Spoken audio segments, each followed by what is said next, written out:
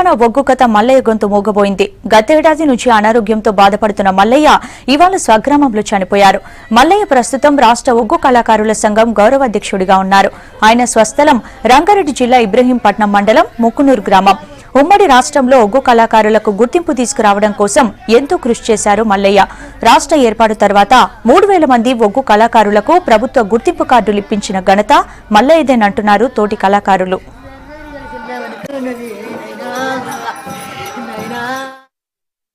అన్న గారు గత 10 సంవత్సరాల క్రితం సంఘ వ్యవస్థాపకుడు ఆయన.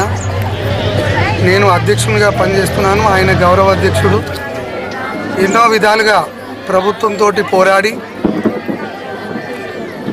ఐడెంటిటీ కార్డులు, ఇళ్ల స్థలాల గురించి, వైద్య పరికరాల గురించి, ఇన్సూరెన్స్ గురించి, వృద్ధాప్య పింఛన్ల గురించి పోరాడినాం మేమిద్దరం. మిగతా మా కళాకారులందరినీ తీసుకొచ్చి ఊరికి తిరిగి మా కళాకారుల గురించి ఎంతో పోరాడిండు. ఎన్నో పండుగలు, ఎన్నో బీరప్ప పండుగలలో వేషాలు వేసిండు, కథలు చెప్పిండు, సభను మెప్పించిండు. ఆయన ఎన్నో కార్యక్రమాలు చేసిండు మా గురించి. ఈరోజు ఆయన లేనందుకు మాకు తీరని లోటుగా అనిపిస్తుంది. ఆయన పోవడం మాకు చాలా బాధాకరం.